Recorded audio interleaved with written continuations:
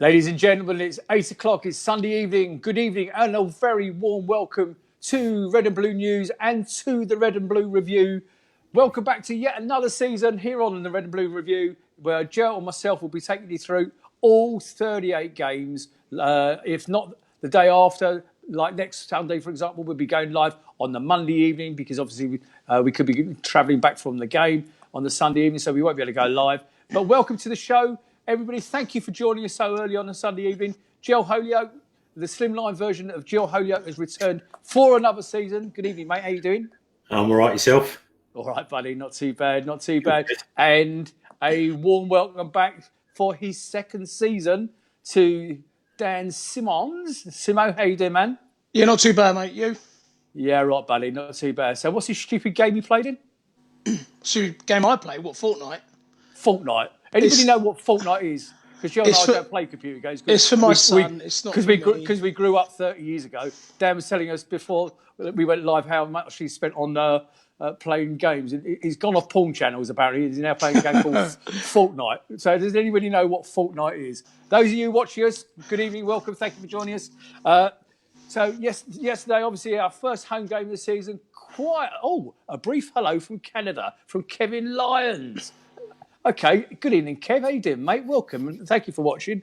So we're going to be reviewing yesterday's game, a pretty non-event 0-0 draw with Everton. I think anybody going into yesterday's game would agree that they would have settled quite happily for a point pre-game, especially after all the money that Everton had spent. Plus, they were tapping up Zaha. Even after the game, they were still tapping up Zaha with a manager whispering in his ear and everything else. So I think, all in all, with the standard of chances and everything else, all said and done, probably a point was a fair result.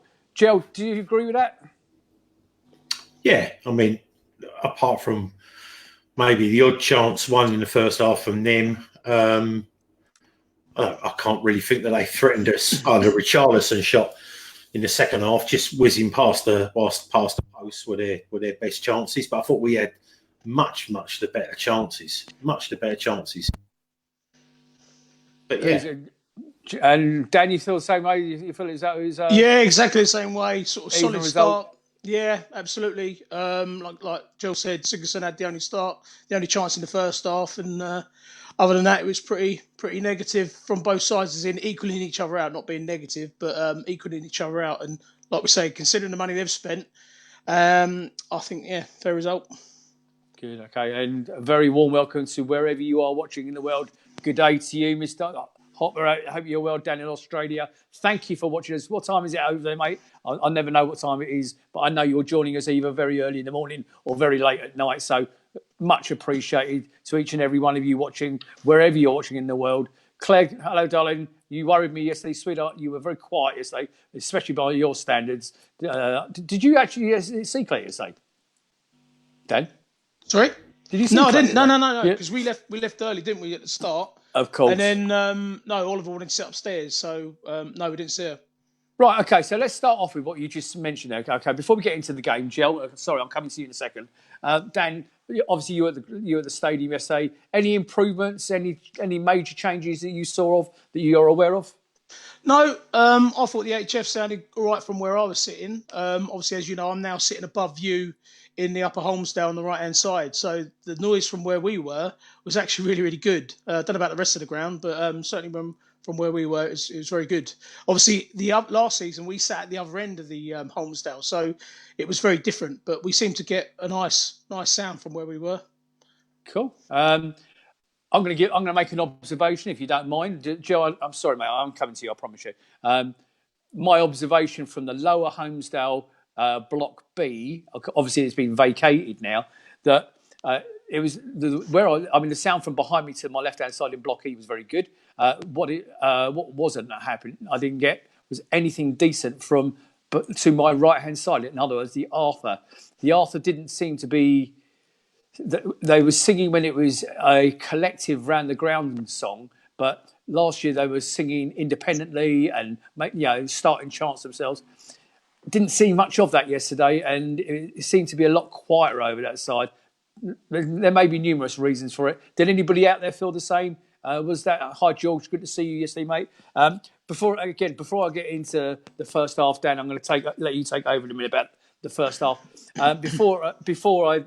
There was many people that came up to me, and even Dan was with me for most of the day, to say hello and say enjoy what we do in the pub beforehand and in the concourse. Thank you to each and every one of you. We love it when you do that. Okay, but I've also had a message or a couple of messages after the show that we did on Thursday night, the transfer window show. That two things that came up with that. One of them said they saw me at the ground yesterday, and they're standing behind me. Well, you didn't say hello. Come and say hello to us. We don't bite. We want to say. We want you to come and say hello. This is your show. This is nothing about Jel. This is nothing about Dan. It's certainly nothing about me. We want you to come and say hello. I'm going on the train up to Sheffield at the weekend for the match. Come and say hello. Okay, because it's a long trip up there. Be good to chat with you. Be good to catch up with you and put a face to the name and everything else. So thank you very much. And also, we were guilty of something the other day, Jel, weren't we? Dan, you're a bit aware of what I'm saying. We had a long show the other night, and we were corrected by a viewer about something that we didn't do very well the other day. Okay, it doesn't matter. Okay, we're open to criticism. We ignored you guys a little bit in the chat because, Jel, you wanted to talk about the shout-outs. I can't hear you. Your sound's gone. Go on. Okay, I'm going to carry on because I can't hear Jel very well. We were accused of not referring too much to the chats, okay, and that's absolutely right. After the show, I was annoyed with myself. I was cross with myself because people were talking to us in the chat, and we referred to one or two of them, but we didn't refer to all of them. Tonight, this is all about you, okay? I have got here already pre-asked 4 pages of questions from you guys. So I will respond to each and as many as we can tonight. The boys have seen them as well, so we're gonna do a little bit on the game, okay, and then we're gonna get into your questions from the audience. So if you've got a question for us live this evening, please ask it now in the chat. Okay, Lucie will screenshot it for us, put it on the screen, and we'll get on with it. Jel, you wanted to say something about the shout-outs? Yeah, I hope you can hear me this time, no? Yeah, a little. It's not as good as you have been, but yes, we can hear you. Okay, it's just got Michael Middleton, Michael Curran, Kevin Lyons, Ben Hopkins, Claire Davis, Andy Hopper, Andrew Salter, George Wagwood, Lee Terry Tibbs Lockwood, Ben Wayne, Luke Cooper, loads of people, usual crowd. Lee Clark, James Convery, Mark Little, John Gill, and Graham O'Neill. Loads of people watching. So yeah, welcome everyone. Fire some questions through. I'll take them out of the chat and add them to the questions that we've already had all day. Mark Little saying he's thrilled to say, for the start of the season from America. Claire just said, "Hello, Nick the Hat." That's a reference to her little young daughter. You tell Holly that Uncle Nick loves her very much, and I hope to see you at the Palace very soon, darling. Like I say, guys, let's crack on if we can. Okay, so Jel, I'm going to start with you before I hand over to Dan to give us his summary of the first half, what he thought of the first half. Jel, were you surprised of the starting lineup, i.e. Zaha on the bench, and also the fact that none of the new signings had featured at all? To a point, I was surprised that if you're going to play Wilf, you just got to play him all the time. To have nobody starting from all the signings was apart from I don't know. Well, apart from Jordan Ayew. Let me sort your sound out, Nick. Okay, no problem at all. I mean, that was my mistake. Of course, Jordan did start, of course. But we were used to having him around, weren't we, Dan, last season? Dan, your initial thoughts, I mean, in comparison to Jel, your sound is outstanding, mate. So tell me about your overview of the first half, because it wasn't a first half littered with chances, but what did you think? No, I think both teams cancel each other out well. I think the observation for me is having missing Wilf on the left. I think that gave Max a bit of an opportunity to go, and I thought he had a good game. I'm not sure how many 90 minutes he's played, but for me, he did very, very well in the first half. Another point that I thought was Benteke for some reason kept pulled out wide. I don't know if that was because Wilf wasn't there, and Max was obviously doing a lot of the midfield graft. But yeah, a bit of a non-entity, really. A bit of a non-entity. Apart from Sigurdsson's shot, I think both teams cancel each other out, and there wasn't really much to talk about. To be fair, No, I mean, I think it's very the one interesting thing. I put not a poll up. I actually purposely didn't name any players today in the chat on the page. I actually asked a question, guys out there. Please tell me who you think was man of the match. And it was a strange thing, really, because I purposely didn't name my man of the match for fear of trying to influence, if you like, people's thought processes. Okay, and there were many. Okay, from Guaita to Max to Christian to Jordan Ayew, Luca having a poor game by everybody's thought processes. Okay, yeah, I agree. but the one that stood out for me yesterday, and I was watching a couple of polls, Dan, on a couple of other Palace podcasts, if you like. I'm not going to name them because I'm about to criticise them, okay? And none of them had Jordan Ayew as an option. Now, to me, for what he did, okay, yeah, he didn't score goals, and yeah, he had an opportunity, he had a one-on-one, but he did not feature in anybody else's thing, but he featured very heavily in the list. Lots of people out there saying that they thought he was man of the match. How did Jordan do for you yesterday?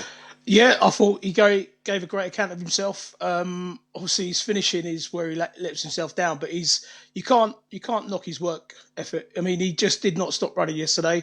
But we'll all remember that one-on-one chance that he didn't go anywhere with, and I think that's a trouble, sadly. But in terms of effort, 100%, and that's what we want from players. You know, just give 100%, and that's what we can expect, really. And ladies and gentlemen out in the so Gel's rejoined us. Gel, tell me what you sound better already. You haven't even spoken yet. Did you see 5-year plans poll they put out last night? You're not there at all, mate. Okay, just to let you know, Gel. I thought he was winding us up there for a minute, Dan, like he does pre-show. Ladies and gentlemen, just so the reason we're laughing is because every week we do a pre-show, so we talk about things that are coming up in the show and all that usual stuff. Okay, and Gel Holyoke does this every week, where he goes and he's rabbiting away on purpose, but saying nothing. So we can't hear him, obviously, because he's got nothing to say. We thought he was just doing that again. Right, very quick overview. So Everton are unbeaten in their last 9 Premier League meetings with Crystal Palace, winning 4 and drawing 5. Crystal Palace have never won on the 5 previous occasions they have kicked off a Premier League campaign at home. I didn't know that. No. Okay. Match summary. Crystal Palace and 10-man Everton played out an entertaining 0-0 draw. Entertaining 0-0 draw? Okay. On the opening weekend of the season at Selhurst Park. Gylfi Sigurdsson fired an 18-yard strike just wide 2 minutes in before Seamus Coleman forced Vicente Guaita into a fine save from close range. Jordan Pickford, who, by the way, was actually named on many national newspapers as man of the match. I'm not so sure about it, but that's what he was. Jordan Pickford was called into action twice in 2 minutes to deny Jordan Ayew that Dan just referred to, and Max Meyer shortly after the hour mark. Morgan Schneiderlin was dismissed for the second bookable offence with 14 minutes to play, but neither team could find the breakthrough. Okay, and you know where I'm going next, Dan. Okay. A stat for you. Joel Ward made his 168th Premier League appearance for Palace, the highest ever for a Palace player. Zaha is second with 164. Now, that's a stat I didn't know. 168 Premier League appearances for Joel Ward. Okay, and everybody's whining because we didn't buy a right back. Really? Okay, I'll be interested to know. Joe, I know you're about to join us again, so are you there, mate? And here he comes right now. Let's try again. Joe, can you hear us? No. Okay, so we can see Joe. Don't worry, Joe. Don't worry, Joe. Any of the other boys, Ian, if you're out there, jump on. I know Ben Agmamoni, you're out there if you fancy jumping on, because Joe's obviously got a problem with his microphone there, and we're struggling to hear him. A couple of things before we go to talk about other bits and pieces, Dan. I want to just remind everybody, ladies and gentlemen, we also put out in the chat the other day, if you'll remember last season, we sponsored the Crystal Palace Development Girls, okay? We haven't done so this year because we haven't had a great pickup from on the page as to whether you guys want to do it again or not. Most of the sponsorship from last year came from the show as opposed to the page. Do you want to do it again? Okay, if you do, say yes, Nick, in the chat. If you don't, please say no, Nick, in the chat. So I've got an idea. Hello, Luce. Hello, can you hear me? I can hear you perfectly well. You okay? All right, I'll sit here and be part of the show until we can get Jel back. Right, much better looking. Yeah, never in. Was it? Thank you very much for my script this evening, Lucy. You've worked really hard. We were just talking about sponsorship, Luce. Now, I understand we have some news on sponsorship. Would you like to tell the folks about it? No, I'll leave that to you. It's fine. Okay. Ladies and gentlemen, we're talking about the sponsorship for the young girls, okay, which is fine. If you want to go on with it, please do so. Okay, let me know, but you need to let us know over the next week or so, because they are crying out for sponsorship. You can be a player sponsor, you can be a single person's kit sponsor, you can help us and be the whole team sponsor if that's what you want to do. Well, we also put out that we were looking for a sponsor for the Red and Blue Review. Our license is up for the Be Live software. Okay, now various suggestions by the guys on the panel as to what we should do to fund this, to make this better for you. So Jill doesn't have problems with his microphone. He's got a spare microphone handy and all the rest of it. I have news for you, ladies and gentlemen. I am delighted to announce that one of our listeners, one of our viewers, and indeed one of our team has come up with the Be Live license fee for the entire season. Now, the license is about 150 quid. And other than funding this out of our own pockets, okay, we could never do it. We had no option to do it. We either came to you guys for the fee or somebody actually sponsors us. We haven't got a sponsor for the show. We are looking for a proper main show sponsor where you get your own separate segment on the show and you get mentioned throughout the show every week and on the page. But I'm delighted to announce that Ian Lyons has very kindly offered to donate £150 to the show to pay solely to keep us live throughout the 2019 and 2000 until May 2020. So on behalf of everybody in the team, he doesn't want it for publicity. He didn't even want me to mention his name tonight. Okay, and then on behalf of everyone in the team, thank you very much. He's actually sent you a message. He said, I did it because you guys do such a wonderful job. Would make more sense to ask two questions of the audience. First up, A, do they think they would be willing to support the monthly podcast or a monthly subscription to the podcast? And if so, what would be a suitable amount? And would they know one way or another to explain how to bring money in for a better way of bringing money in? Joe, are you back? I hope so. Yay! I have We no missed idea you. what's going on. Well, mate, your sound is fine. Okay, 30 minutes pre-show and it's all fine. Then we go on air and it's. I'll go Anyway. further than that, Joe. I'll go further than that. Your sound that you're making now, okay, is better than it was pre-show. You're louder now than you were pre-show. So welcome back, mate. We were talking. I've just announced to everybody about the generosity of Ian Lyons. Is there anything you would like to add to that? Yeah, he's an all right bloke, isn't he? He's not bad, is he? No, Not well bad. done, I appreciate that. Yeah, keeps us going for another year. Much to the annoyance of some, but Yeah, absolutely. No, it's a wonderful gesture. Wipe my Facebook page on my laptop, so I can't see any questions. Joe, Lucy, you're going to have to keep me abreast of any questions that they ask. Okay, so And finally, before we move on to the second half of the game, because I want to talk about the second half more than the first half, don't forget you can also go to your favourite podcast providers now. Those of you who missed the show the other night. And by the way, if you did miss the show the other night, we did a pre-season and a close of the transfer window show.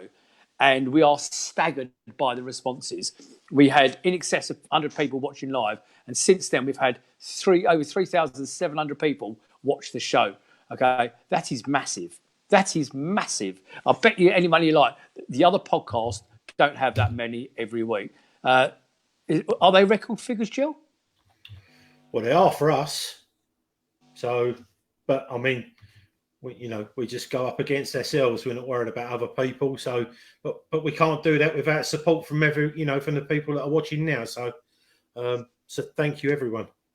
Yeah, absolutely. So don't forget, if you miss the live show or you want to forward it on to somebody, a member of your family, another Palace fan, feel free to do so. Just go to a cast, go to Spotify, go to Apple Podcasts, and eventually you'll be able to see them on YouTube as well. But go to a cast, Spotify, and Apple Podcasts in your first.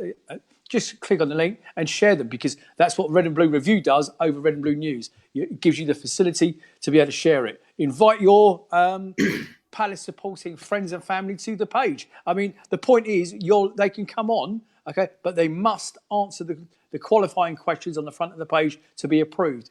Last week there must have been another 50 people trying to join the page, and they were just too lazy to answer 3 very simple Palace-related questions. Okay, they didn't bother. So guess what? Neither did I. Bin. Just answer the questions, okay, and they will be accepted into the group. Okay, yeah, it just shows that they know a little bit about Palace. They're not difficult. They're not how many hairs has Jel got left on his forehead. Okay, it's not that odd. Okay, it's yeah, in your dreams. That many. Right, Jel, overview please of the second half. It was pretty even. I would have thought possession wise. Can't think that they had much more than us if they did.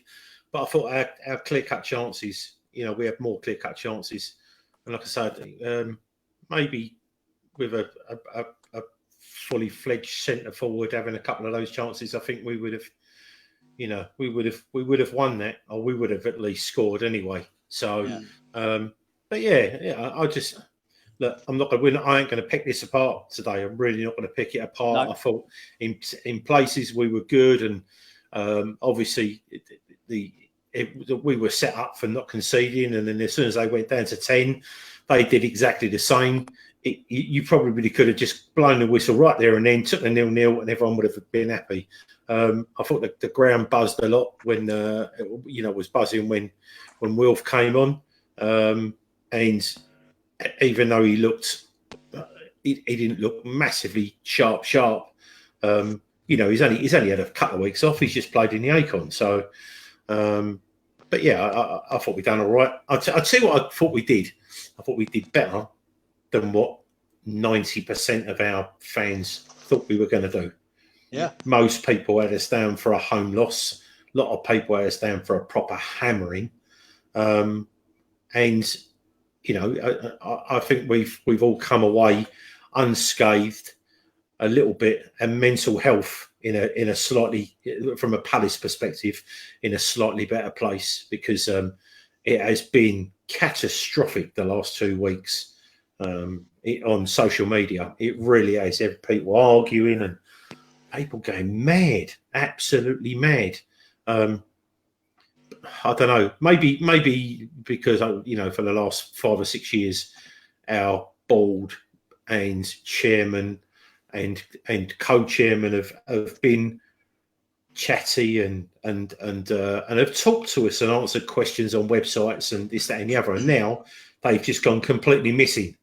And when people are really struggling for answers, even if it's just a completely bullshit answer, where we're trying to sort stuff out, we can't talk about it, it might spoil a deal, it might spoil this, we literally can't talk about that. That's all you need, something rather than nothing. And what we've had is virtually nothing. I think he's parish surfaced to tell us something about like I don't know, whatever the London living wage that they sorted a deal out with Mayor Khan. Hurrah! Hurrah! Well, I suppose it is a hurrah if you work at Palace and you were on crap money before. So all power to them for sorting that out. But most of us care about, or wanted to know about other stuff within the club, and it's been absolutely. So you didn't just throw me under a bus, then, did you? What was that for? Emails. No. Well, no, I didn't. But we can alert to that we've we've contacted Steve Parish more times than anything. We have his number from days of old, where used to text him and he used to answer. Now, you don't text people out the blue. The courteous thing is to email. We email and get ignored. So when people come on in our chat and they say to us, get Parish on the show, get blah blah blah on the show. It's not through a lack of trying, I can absolutely assure you. Absolutely. But then saying that, Kroenke of Arsenal, none of the other chairmen go on fan zones and fanzines. So I suppose we've been spoilt for the last 5 or 6 years. So we've made hay while the sun shone. But there you go. We're just in the same boat as everyone else now. But it would be nice for someone to come out, and then, of course, I'm talking about from the higher echelons of the club, apart from when Roy comes out and tells us that he's disappointed. And then our captain comes out pre-season and tells us that he's disappointed. And then our talisman comes out and it's leaked by all and sundry, it seems, around him that he's disappointed. And you're like, for God's sake, someone say something, just the chairman should be, or the whatever, the CEO or just someone who gets paid, for working for the club, come out and placate the fans. But silence is always the worst enemy for speaking 1,000 words, I'm afraid. It's speaking 1,000 words, Jel. That silence that you mentioned, and you're right to do so, is concerning me massively. I've been called out on Twitter every day this week. In fact, somebody had a bit of a pop at me at the back of the homes there yesterday, saying you're talking crap about what you allegedly know or don't know. Okay. Well, I can say as well now, and I have alluded to it as well, that what we can't do is, and what people don't do, we get told little bits and pieces of information, but we receive the message from someone who we're not going to tell you, and it's a straight up piece of information. And what Nick said on social media was the complete truth. So it is what it is. Believe it or don't. But it's. I'm going to go further. Though. Can I just? I'm sorry, Dan. I'm not ignoring you, mate. I promise. That's fine. No. I want to come to you next. Okay, I promise you. But just to let you know, until that, I'm going to throw 2 pieces of information at the viewers, just in case somebody wants to clarify what I said on social media is not crap. Until I put that information out, okay, I didn't know Wilf Zaha's partner's name was Chloe. If I'm lying, go and check it out. I didn't know Wilf Zaha's partner is pregnant again. I didn't know because that. I'm sorry, Jel. But I'm just trying to allude to the fact that I got given information, and those two snippets of news were part of that information. And if I'm wrong, go and tell me I'm wrong. Go and tell me. Don't, or have the balls to come up to me at the stadium, okay, or on the train up to Sheffield on Sunday, and have it out with me then, because those 2 bits of information you won't have either, okay? But I got them, okay? And you didn't know until I just told you. So if you're big and brave and want to play keyboard warrior, that's up to you, okay? But up until that point, I can feel another fight coming on. Do you remember? Do you remember right, all you people that left at half time, you bunch of wankers, and then someone contacted them, I want to fight you. I can feel it coming again. Right, okay, back to the game. Right, Jel, Dan, back to the game. Now, we have an issue. In my eyes, we have a minor issue. Okay, we know there's lots of stuff going on behind the scenes that we're not going to talk about. But Dan, I think on the pitch, we have a big problem. Now, they went down to 10 men with, I think it was 17. I think I said earlier, according to Lucie's notes, 17 minutes to go. Okay, Yep. and we could not break them down. No. Okay, your thoughts, please. It's almost like we'd settle for the draw. I think, everyone's said it. Well, a lot of people have said it on social media since the game, saying we all would have settled for the point. Let's be happy with that. But we just don't go for the jug. I've got, there were 3 games last season where we played against 10 men. So Liverpool, an obvious one. We were 3-2 down anyway. 89 minutes, Milner goes off. 89 minutes, all right. There's not long left. But 2 goals were scored. Liverpool scored, and then we scored in the 90th plus 5 minutes. So it can be done. If we could do it against Liverpool, we should be able to break teams down like Everton. But then comes the flip. So Grimsby in the FA Cup, who remembers that game? Yeah. The guy got sent off after 2 minutes. All right, we had a second string team out, but a team that should have put Grimsby to bed. It was the 84th or the 86th minute that Ayew scored. I don't know, it's psychological. And obviously the last time we played against 10 men was Brighton. We were 1-0 down. Duffy got sent off after 28 minutes. We ended up losing 3-1. It's got to be a psychological thing, surely. Surely to God. I mean, if we can score a goal in injury time against Liverpool, we should be able to, certainly, 88 minutes against Grimsby, we should be able to put goals in against those boys, surely. It's there, and the stats don't read very well, unfortunately. But like I say, I think we kind of settled for it. Thanks for that, mate. Well done. Neil Chatterjee saying we lack quality up front, unfortunately. Neil, I wonder if it's actually as simple as that. Joe, is it just as simple as that, or is there more to it in the way we set up? Would we be better off making a substitution to go for a more attacking lineup, or what would your thought be? I still think our problems are a number 10. My personal view. Can't hear him. Yeah, you've gone again, Joe. Okay, not to worry. I think we're just not clinical, Nick. We need a goal scorer. That's it. Everyone said it. You look at Adonde for Brighton yesterday. You look at Jesus. All right, Jesus cost money. Adonde, I'm not sure how much he cost. It was about 10 million quid. That's what we need. A fox in a box. Someone who actually knows where the goal is. If we go back to when Ayew had that 1-on-1, all right, okay, that's a confidence thing, I think. And I think hopefully that will come. There's so many guys that are commenting in the group saying, he's working hard. Hopefully he gets a reward with the goals. Max as well. That was a confidence thing. He should have hit it first time with his left foot. He didn't. The defender got across. Van Aanholt, normally we would see him firing them at goal, that shot. But he's seen Benteke at the far post, and he's standing behind the defender. Every striker in his right mind should be aiming for that back post and wanting, even if he lunged with his foot, try and get something on it. There was absolutely nothing, and that is exactly what we lack. That instinct in the box, and we don't have it. We all know we need it. Luce, anything you could add to that?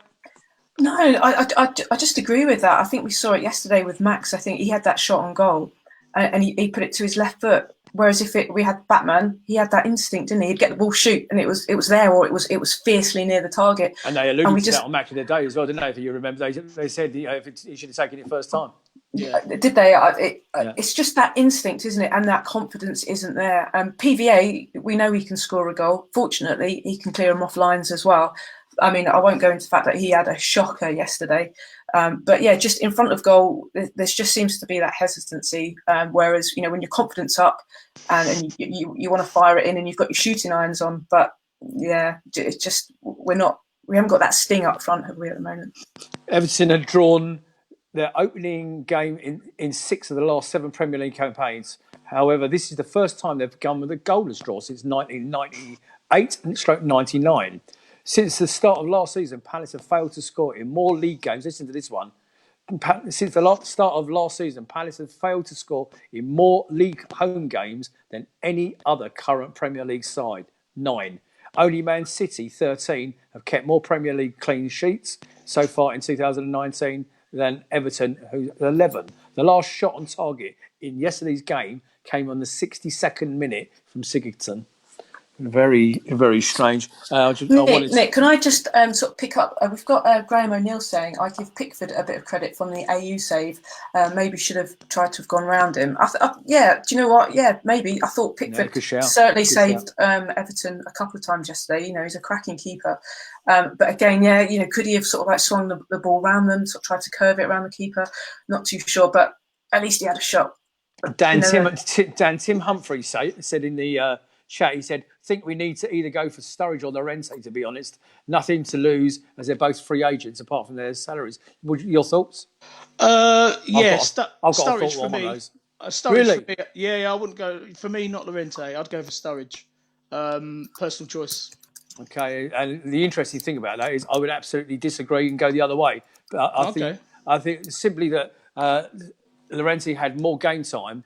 You can try Jel again by all means. I think Llorente had more game time, and be interesting. Also, Steve CPFC Gallagher definitely. Def was good. I feel that our forwards need to do better this year. 100%. I think Steve. I think they will. I've actually got Benteke down. Hello, mate. I've got Benteke down for 10 goals this year. Okay, maybe that's not enough. And Jill, your microphone's clearly not working because I can see you laughing, but I can't hear it. No, we can't hear. And Paul Holden is mentioned in the chat. He said, "Hi all. Thoughts, please, on the banners around the ground." On the lampposts, etc. Norwood Junction, we look more like an established. We look more established. Good advertising from the club. I've got thoughts on that, Dan, and I'm about to be very controversial. Your thoughts, mate? Yeah, for me, it don't really make any difference. We all know the club's there. It's a small enough place, isn't it? But I'm not sure. It's not something for me. Well, do you know what? I'm working in and out of Thornton Heath at the moment, so. I actually think they look very good, okay? They've spent that sort of money, yet they can't get the bloody zappers right for the barcodes on the back of the bleeding cards. You know, some of the season tickets didn't work at the turnstiles yesterday. Come on, guys. The Premier League is flush with money. Okay, we need to do better than that. Not to mention the parish points, Nick. Not to mention the parish points. Yeah, and the parish points again. Yeah, I know. Marco Silva's Everton dominated much of the first period with Gylfi Sigurdsson firing a yard wide before fullback Coleman smacked a shot into the body of goalkeeper Guaita. Sigurdsson produced another effort that was blocked on the line by teammate Richarlison, called a sumptuous effort narrowly wide of Guaita's upright. Palace's Wilfred Zaha, who handed in a transfer request during the summer window and also as subject of a bid from the opponents, came on the 65th minute to warm applause. Lucie, pick up the applause for Wilf in a second, please. He failed to affect the scoreline, as did the 76th minute sending off of Morgan Schneiderlin, who picked up a second yellow for a foul on Luka Milivojevic, as Everton kept Roy Hodgson's men at bay in the closing stages. Your thoughts on Wilf and when he came on and the response of the crowd, please? Love? Yeah, no, it was kind of. I think we all were holding our breath a bit, weren't we? But the crowd went wild. They were chanting his name. He sort of seemed to react to that as well. I thought he played well. He was fiery. He was the Wilf that we know, the Wilf we like to see. So no complaints from me. And it's always good hearing him sort of being cheered and shouted. Whatever your thoughts are on the situation, and we know. Handing a transfer request on the day of, or was it the day before, is less than ideal. But we saw him play well. So he created a few chances. No complaints from me. Everybody, all those people out there watching, what are your thoughts in the chat, please? Do you think the reception he got for Wilfred was how you expect it to be from a Palace crowd, or were you somewhat disappointed with it? Tell me in the chat, please. I'd love to see it. I can see there's people in there now from all over the world. So thank you to everybody that's watching us. Okay, we're very grateful and very humbled. It was 2018-19 season of contrast for talk about Jordan Pickford. He was nominated as man of the match by a few of the papers. He entered it as England's number one after his World Cup heroics and exited with some questions whether he deserved to retain his spot. I thought he played pretty well. Made a couple of good stops yesterday. Do you not think, Dan, before we move on to some questions? Yeah, I thought he played well. It could have been, if it hadn't been for him, we could have nicked it 1-0. He's a solid goalkeeper, as is Guaita. So, yeah, he did a job for them and kept us out. Right, okay, and both of you, just give it some thought. We're going to go on to the questions in a second, but thinking about next Sunday's game, 2:00 kickoff at Bramwell Lane. Your thoughts on the lineup? Where do we change that lineup? We had Guaita, Ward, Kelly, Dan, Van Aanholt, Townsend, MacArthur, Milivojevic, Meyer, Benteke, and Ayew yesterday. Any major changes for the starting lineup next week? Not from my perspective. Zaha? Yeah, obviously you want him to start. I just wanted to pick up on Andrew Salter said you felt bad for Ayew. He looked really down whilst being subbed. I don't know if he was just shattered. The guy ran his socks off, so I'd like to see him start. Absolutely agree. Yeah, so I mean, whenever I've sort of been there and watched him, he just has an engine on him. But I think he just burns himself out. So hopefully he'll start next week. Well, I was going to say, in that case, then who are you dropping? Are you dropping Benteke for Ayew and bringing Zaha back in? Oh, I don't know. I still want Benteke in there, but we need to give him crosses, and we need to give him crosses that go near him, and he needs to be in the position where the crosses are going as well. I think Townsend yesterday skied one over him. I think that was in the second half from the right-hand side. But I'm not sure. Come back to me on that one. Okay, Dan, what changes did you make? Yeah, well, I'm going to be slightly controversial. I think he had a great game, and the crowd, I think, gave him a nice send-off as well. As he went off, they were giving him a chance, so that was good. Yeah, absolutely. That's the first time I've seen that. Really pleased with that. And people are supportive in the group as well, so I think he's going in the right direction, whereas last year I think he got canned a bit, but hopefully, fingers crossed.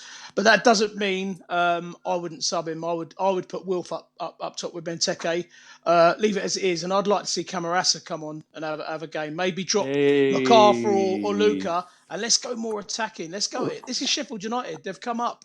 Listen, I'm going to give you, Dan, your point is absolutely brilliant. My personal view was the worst performing player on the pitch yesterday was Luka Milivojevic, our captain. Okay. Yeah. Has the manager got the balls to drop our captain? Okay, and try something different with Camarasa. If Camarasa is ready, okay, if he's match fit, my view is play him where Max was yesterday, okay, and push Max up behind Benteke, because I think one of the best players on the pitch yesterday was Max Meyer, so you're not going to replace him, but so you've got to take somebody out. Jimmy Mack was acceptable yesterday, played a fairly decent game, and I absolutely agree with you, but I would start with Camarasa, assuming he's match fit and ready to go. Ladies and gentlemen in the chat, your views, please. I want to know, who would you start away at Bramwell Lane? I'm really looking forward to this trip to Bramwell Lane. So in the chat, Dan, Paul Solon is saying, great reaction for Wilf, as you would expect after everything he has done for the club. Rightly so, mate. Only thing was, Ayew should have stayed on and Benteke should have been subbed for Zaha. Paul, I'm going to hold Paul Solon. I'm going to just hold issue with you on that, if you don't mind. I semi-agree with you, okay?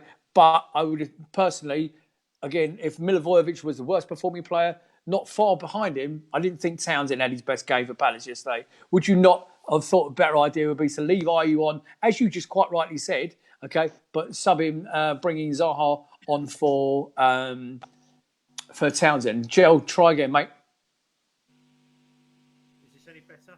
Yeah, you're not too bad. If you were to change anything for next Sunday, who would you change up front? Huh? Benteke. You drop Benteke, yeah? Yeah, without a doubt. Yeah.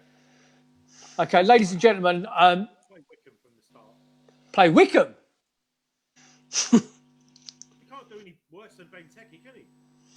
Right, okay. Listen, you have tried and tried and tried, Jill. I'm going to thank you for your time this evening, and I'll bid you good night, and we'll see you next Monday. Unless we can sort out your technical issues. Down in the chat, Tim Humphrey again saying, start Ayew and Wickham up top and Wilf on the wing, which is, I assume, which is what Jill was just alluding to. No, Wickham for me, no. I was standing in the queue for the friendly against Hertha last week as the players were coming in, and one guy next to me said, I've got you down for 15 goals. This is what he said to Wickham. And do you know what Wickham's response was? Really? That's what his response was. So even he's not confident he's going to score? Even he's not confident, no. I would leave him where he is, to be fair. He'll come on as and when we suffer with injuries, I think. But for me, we've got to keep sticking with Benteke, I think.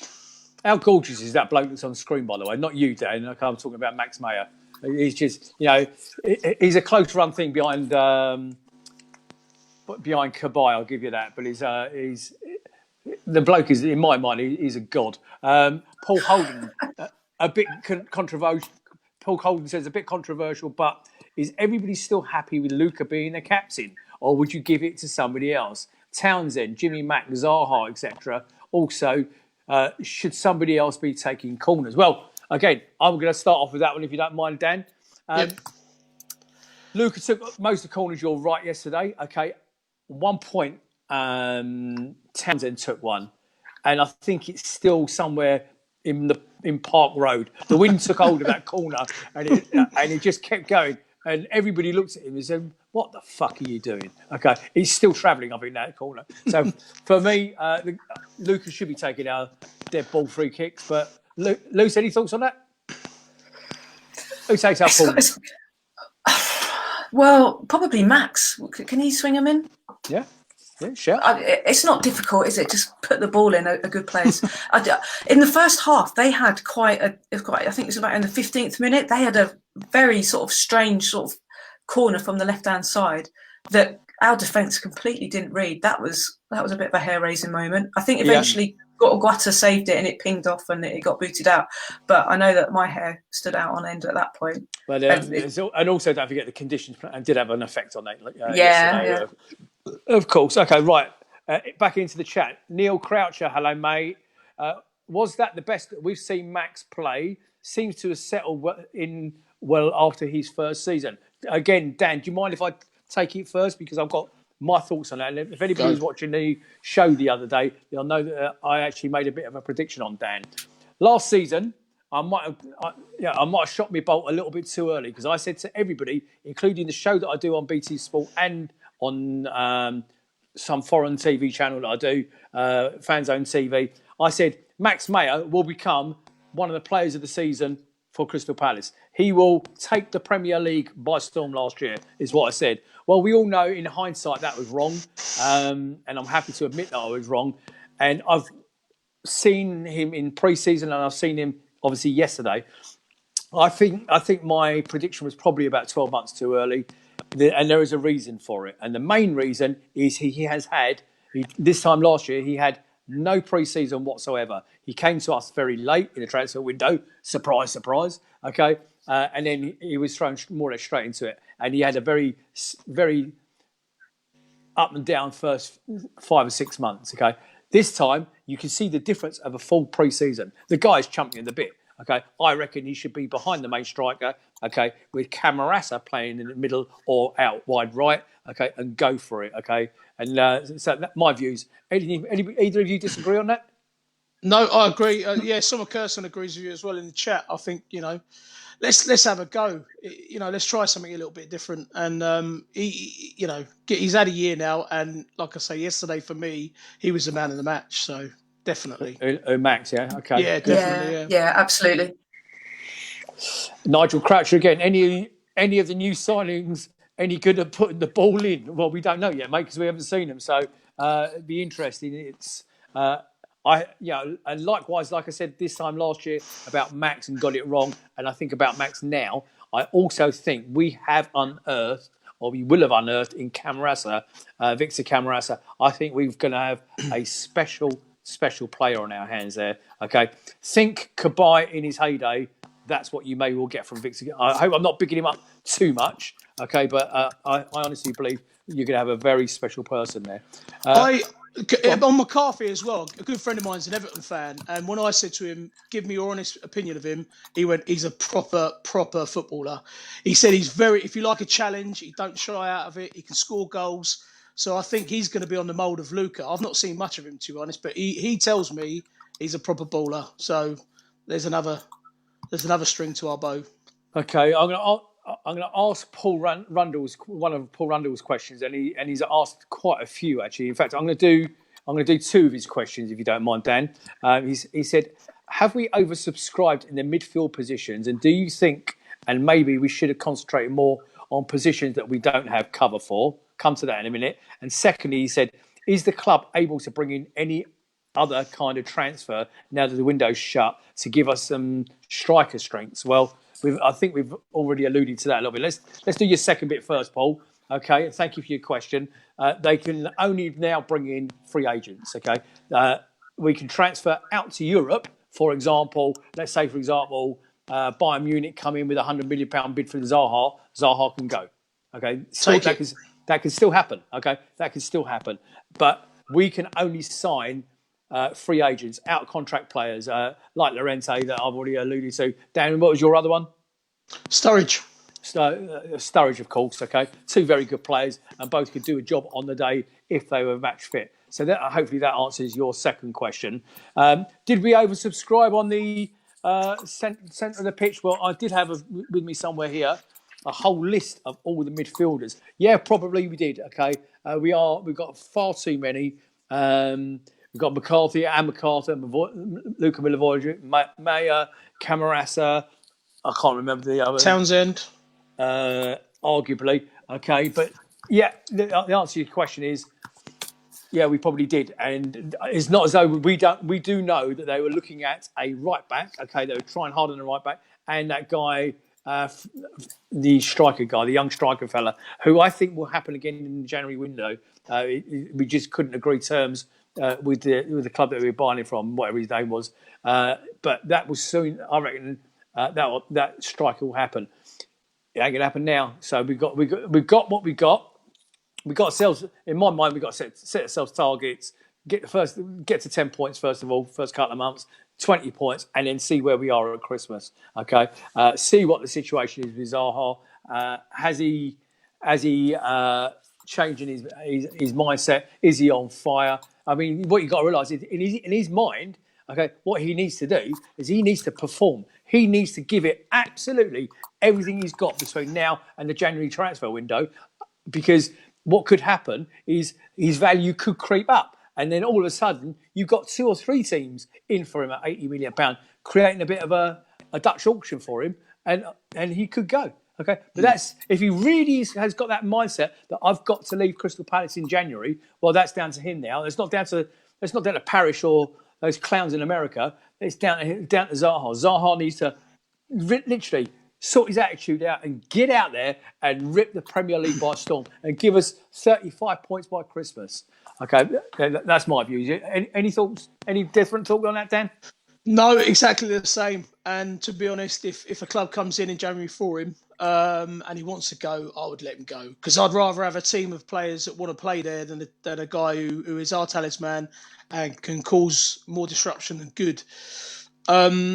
My opinion, obviously. And then, do you know what I would do? I'd go and get Batman. That's what I would do. I'd go and get Batman and give them 40 million quid, because that's what they want. They don't want 25. They don't want 30. They don't want 35. They want 40 million quid. Let's do it. Love it. Absolutely. And do you know what? I wouldn't argue with any of that. Luce? No, I agree. I'm all for Batman. And for the sake of 40 million, I'm not being funny. What are we waiting for? It's ridiculous. Yeah. I'm picking up the stuff as it comes through to me in the chat. Paul Solon again. McCarthy is a proper box-to-box player, very similar to Jimmy Mack. Okay, yeah, that's when he's fit, Paul. Okay, we don't know what his status is. We know that he was out last season with a horrific leg break. But I believe that's all behind him now. And he's had a break. He's had that long-term break. Okay, if you pardon the pun. He could come back now, fight. He could come back fighting fit. I'll do the gags on this show, right? I'll do the gags.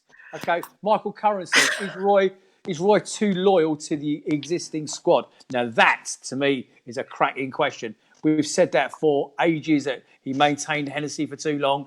He maintained Jimmy Mack when he went through his poor period, okay? Scott Dan to a lesser degree. Yeah, I think arguably that could be the case. But Michael, what you've got to look at, of course, is what are his alternatives? We've just gone through what his alternatives are. He has got a little bit of strength in depth now, in case one of them dips in form. It's certainly in midfield. Very difficult to say. Rob Hickland. Rob, good evening, mate. Thank you for contacting us. Honest opinion, we will finish between 15th and bottom place. We don't have a striker to depend on 10 goals plus. Okay? Well, I'll tell you what, Rob. I'll take you up on that. I will take you up that one of our front three, okay, and you can choose which front three they are, okay, Zaha, Townsend, Benteke, Ayew, you choose, okay, I don't mind, I'll take 3 out of those 4 if you like, okay, and I guarantee you, by the close of the season, Lucie can snap this show, she can clip this show and remember it, I will take your bet there's a tenner goes to your charity of your choice that one of our strikers will take 10 goals or more. Okay, you choose the charity. I'll put £10 out of my very hard-earned money. Okay, come and join me, and the winner, okay, £10 of charity of your choice, and you can choose the charity. Personally, I'd like it to go to the Palace for Life Foundation, something like that. Okay, but you choose which one you like, and I'll get Lucie to pay for it. Yeah. And Rob, let me know in the chat if you accept my little friendly wager. Okay, yeah, a whole £10. Yeah, so Lucie's being critical. Listen, I'm a poor bus driver. Okay? I'm a poor bus driver. Well, at least you've admitted that your driving is less than required standard for a bus driver. But maybe you could have some extra training. I don't think I said that in any way. You said you're a poor bus driver. I said I'll do the gags on this show. Okay, right. Let's have a look. See what else we've got. We've got lots more. Okay, I've got an interesting one. Both of you, and you're both entitled to your opinion on this. John Knox, hello, mate. He says, hi, everyone. Do you think VAR will work in the Premier League? Yeah, 100%. Yeah. Okay, what's that? What is that? Well, last season, What is that? What is that? Oh, your armpit. My armpit. And apparently that's what the scouts was offside yesterday by his armpit. Okay, and he got called on VAR for it. Rules are rules. That's it. Yeah. All I heard then was that he was offside. It's black and white, Nick, unfortunately. And if it's offside, whether it's by a millimetre, the geezer's offside. That's it. Okay. Your thoughts on it? Anybody else got thoughts on it? Yesterday it kept Luca on the pitch, didn't it? It did, yeah. I didn't realise that shout was for him. Neither did I. I saw that going on live in the stadium. When it comes up, Luce, just to let you know, it comes up on the big screen, VAR decision, red card. What it doesn't tell you is VAR decision, red card, but against who or what team? Okay, it could have been anybody. Okay. It could have been anybody. I had no idea that Luca had done that challenge. I had no idea. You couldn't see it from the terraces. You could not see it from the stands. It didn't say high challenge Milivojevic or anything like that, or home team, away team. It doesn't say any of that. It just says red card decision pending. Okay, so it would add to the drama, wouldn't it, if it kind of alluded to whose favour it was going in? But I think the trouble with VAR. Sorry, I'm interrupting you. The trouble with VAR is the decisions aren't quick enough. That's the trouble. In rugby, they're much quicker. And I think the trouble is, because it's new technology, the guys are getting used to it as well. As soon as it speeds up, I think people would be more accepting. That's the thing. I'm going to Jerry's question in a second. But before Rob Donovan has just made another point for you guys in the chat. Okay, how many times last year did you see Benteke win the ball back last season? He did it 3 times yesterday. He looks up for it. Right, Rob, your point's well made, but something you've missed off it. The slimline Christian Benteke. I think he looks much fitter going into the start of this season than he did last year. Much, much fitter. Whether he's been openly working on that in close season or not, I don't know. I think he looks, in all the publicity photographs with all the new tops and everything else, he looks like a slimline version of what was out on the pitch last week. And did you see the clearance early in the game yesterday from one of the corners? Who was there? Christian Benteke chasing back. And good point, well made, Rob. Thank you. Jerry Coyle said, "Hi, Nick. Good speaking with you briefly yesterday afternoon. Mate, it's our pleasure. Thank you for coming up and saying hello to us. Question for consideration for your panel. Do you feel Palace will release Zaha in January or the summer 2020? Best wishes, Jerry." Okay. Your opinion, both of you. Go. After you, Dan. I think he's gone. Yeah, I would, and I think with the signings we've made with Camarasa, with Max, we're going to lose him. He's a quality player, but I don't think he's totally unreplaceable. And I think we need a striker. We need to go after a goal scorer. If it works out that we sell Wilf and we get someone that gets us 15, 20 goals, that's it. But it's whether or not that can happen. That's the trouble, finding that 15 to 20 goal man. Luce? Yeah. Well, obviously, I've got a very controversial view. Okay. And you don't want me to talk. You don't want me to talk. So you need to talk for the next 10 minutes. Yeah, oh my God. You need Phil to shut his mouth. Ready? No. No, I don't want him to go. Of course I don't want him to go. He's one of the best players I've ever seen at Selhurst Park.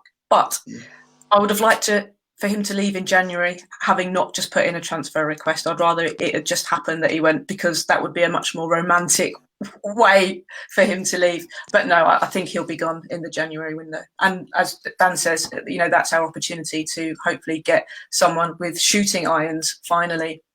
Okay. Because of how I got shot about in ready for this, got your mute button handy loose. You might need it. You might need it. She's going, oh my God, what's he about to say? Right, ladies and gentlemen, you may well be aware, because we alluded to it earlier in the show, that I got ripped to shit on social media this week. You're entitled to your opinion, as I am. Okay. Do I think Zaha will go in January? An awful lot of that will be whether we've still got two very controversial figures at the top of the club. Okay, i.e. the Yank people owning a large stake in the club. Because a part of what I haven't alluded to anywhere is that I am aware that Parish is getting under immense pressure from the Yanks to get rid of Zaha. Okay, this is not Zaha's decision. Zaha doesn't want to leave the club. Okay, I'm telling you that. Yes, he put in a transfer request. Okay, why did he put in a transfer request? It's because he's getting shit from upstairs. That's why he handed in a transfer request, because he's fed up with the crap that's being fed to him by Parish, and Parish is feeding it to him via the Yanks. Okay, we need to get those Yanks out of the club. A new consortium in the club, a new fresh influx of money at the top of the club. Okay, with Steve Parish still in control of the club. That's my personal view, not the view of Red Blue Review. Okay, I'm going to change the subject. Okay, George Ayew. I thought Meyer and Ayew link-up play yesterday was fantastic, and we need more of that. Can't argue with that. Absolutely, yeah, I agree.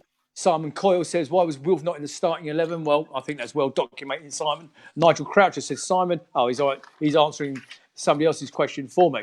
I've got 3 prints of that. So I think that's probably... Have you got any more come through? Oh, yeah, Ben Allen. Lots of opinions on Zaha are based on current ownership. So Ben's leading us here a little bit. A question from me is not will Zaha be in January, but will our owners? Now, Ben, I think you know about as much on the subject as I do. I've already told you my thoughts on it.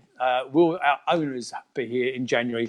I hope Steve Parish will be here in January. What he did for us in 2005 is huge. Okay. Well, what did he do in 2005? Was it 2010? Oh, sorry. Did I say 2005? Yeah. Okay. Do you think? Have you got any different opinions about the Yanks before I read these last few questions, Dan? Yeah, they're clearly the problem, aren't they? Or that's what's the message we're getting. Parish has done nothing but good, but the trouble is the two aren't mixing well, are they, at the minute? So something's going to fall out, and I think it's going to be Wilf, unfortunately. Yeah, sadly, you might be right. Lee Terry, Tim Lockwood get bats in January. Sell Wilf minus the fee when their bans are over. Okay. James Convey. Hi, James. I haven't seen you around the club, mate. Where you been? Come and find me. Come say hello, because it's been a while since we've said hello. Is Zaha's transfer request still live, or is it null and void? Okay. The reality is, as I've already alluded to, James, if a foreign team, a European team comes in with the right money, he can still go now. It doesn't have to be January or next summer. It's now. So the answer to your question is yes, he can still be sold this minute. Okay, so that would sure leave a massive dearth within our club if he did go. And then Paul Holden, moving on from Zaha, who's next to come through on our academy? Right, okay, I give you, Paul, I'll tell you what, next week, we're going to do this show on Monday night, because I'm going to still be travelling. If I can find a producer to help me, he says, looking at the screen, praying and praying and praying. Yeah, don't look away, love. Okay, if I can find a producer for Monday night, simply because I'm going to be travelling back from Bramwell Lane on Sunday evening, even though it's a 2:00 kickoff.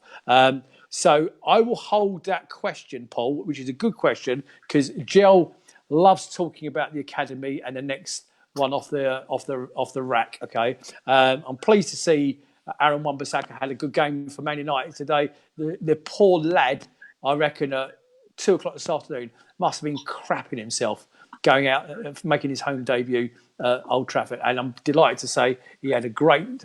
I wish him, and I hope my colleagues on Red and Blue Review all do the same. We wish him nothing but love and Godspeed at Man United. Okay, Absolutely.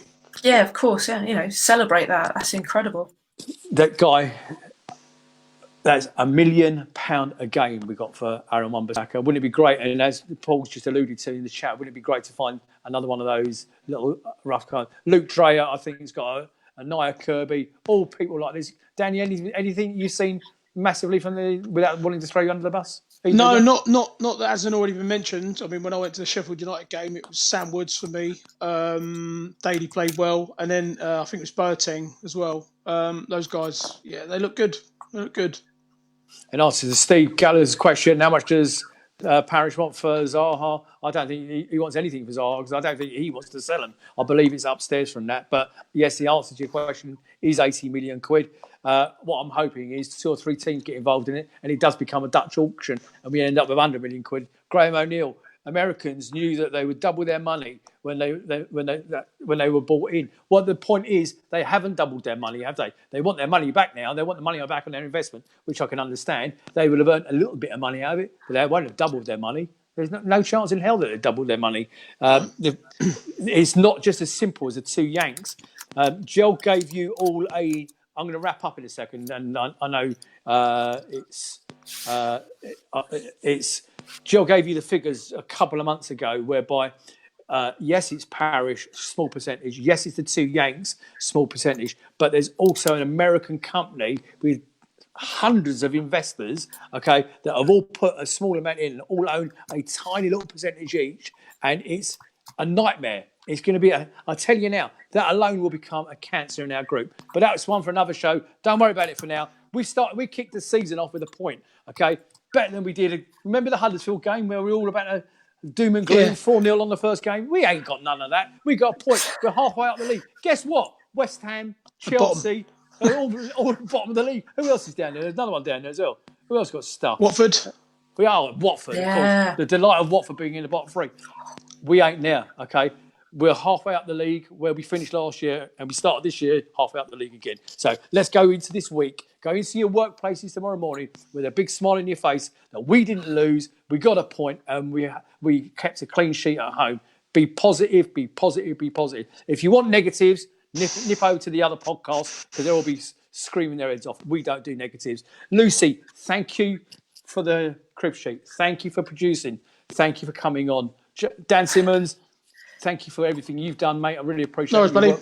Your work was good. Jel Holyoke will be back with us again on Monday week. Okay, that's tomorrow week, which is when we're going to go live on the Red and Blue Review. Here's hoping for 3 points at Bramwell Lane. On behalf of myself, Nick Philpott, and every member of our team on the Red and Blue Review, happy week, everybody. You take good care. Good night, all. Bye-bye. Cheers, guys. Bye-bye. See ya. Bye.